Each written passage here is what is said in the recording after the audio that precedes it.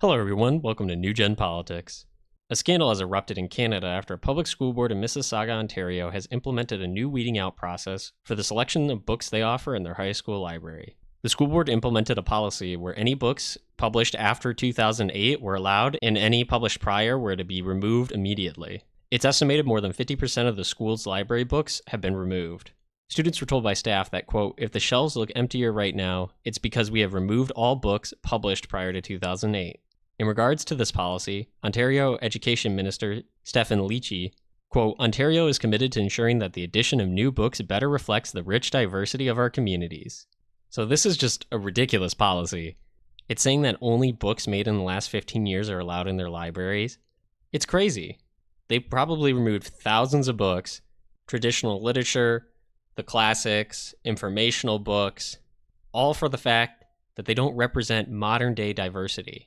And they're basing that off of the publishing date. They're probably removing books about history, culture, education, all sorts of things, and replacing them with gender ideology books and all the other horrific reading material we've seen being displayed through other public school board meetings all throughout both Canada and the United States. Ones like this one that Senator Kennedy just read recently. And got him on his knees.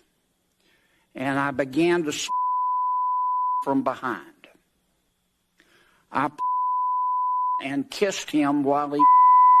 And this is taking place in Canada, but it should worry Americans as well. Because since Canada is more progressive than us, it's kind of like looking into the future of where the US will be in 10 years, or maybe even sooner.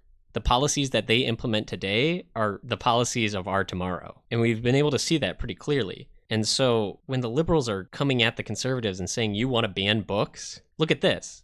Conservatives want to ban specific books, or books about a specific topic, like sexuality in elementary schools. Books like that shouldn't be allowed. Where the liberals want to ban every book prior to 2008, that's a big difference. That's a huge jump in what we consider acceptable versus unacceptable reading material. And if you look at the shelves here, like, yeah, 50% of the books are gone or more.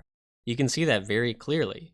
And this is something that's going to affect the students because they're going to think, why are we removing all these books? It's something that's incredibly noticeable. And there's books there that have nothing to do with either history or politics or anything. Even like the young adult novels they remove, things like Harry Potter or the Percy Jackson series. So they're indiscriminately removing any book that's made prior to this era because they fear that if any book made prior to this era is not going to include what they consider to be good examples of diversity or equity or inclusion. And so the students hopefully are going to look at this and say, this is a draconian policy. Removing all of these books in one foul swoop just to put in books that align with your agenda, you have to wonder, is this agenda good? And I think a lot of students will.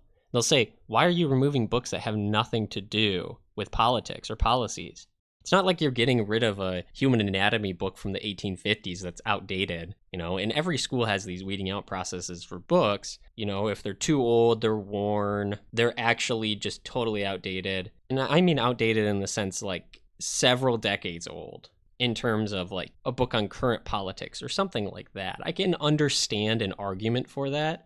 I still think preserving history so you can look back on it is super important. And getting to see like, oh, this is how somebody's perspective of what their current day was like and how that could have changed, or they could have been wrong, or they could have been right. That's good to have. And so it's understandable to have some weeding out process. And there is arguments for removing, a couple dozen books a year, pretty understandably. But to remove over 50%, that's not normal. That's not right. It's very suspicious. And it's these sort of things that they're making huge sweeping policies all throughout Canada, in the US too, But like I said, Canada's ahead of us in terms of politics. They're trying to push these liberal agendas even harder. They're already more progressive than us. They're trying to hold on to power as much as possible. So they're making broad, sweeping movements, the kind that you can't really make in America because we're much more segregated thanks to our states' rights and our individual liberties. But these broad, sweeping changes like this are a sign that a culture or a country is in decline, or there's a huge power shift happening, which we can kind of see as Trudeau is basically a de facto dictator at this point.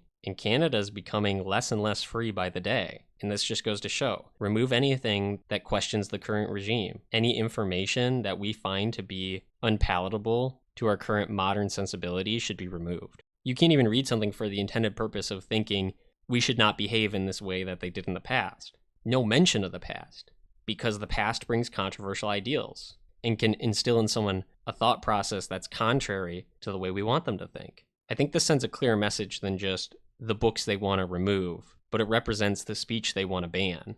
Canada already doesn't have freedom of speech, not the same way the US does, and they want to eat away at it even more, make it so you can't say anything questioning the government, questioning Trudeau. Look at Jordan Peterson. He questioned Trudeau, and they're trying to take away his clinical psychology license for simply questioning his government. So don't be mistaken. This is a small issue, but it reflects the bigger problems as a whole. Hopefully we'll see parents and maybe even teachers in the school board fight against this policy and have other school boards reject this as an idea. So best of luck to our neighbors in the north as they continue this fight. But now that you've heard what I think, please let me know what you think down in the comments below. And don't forget to like, share, and subscribe.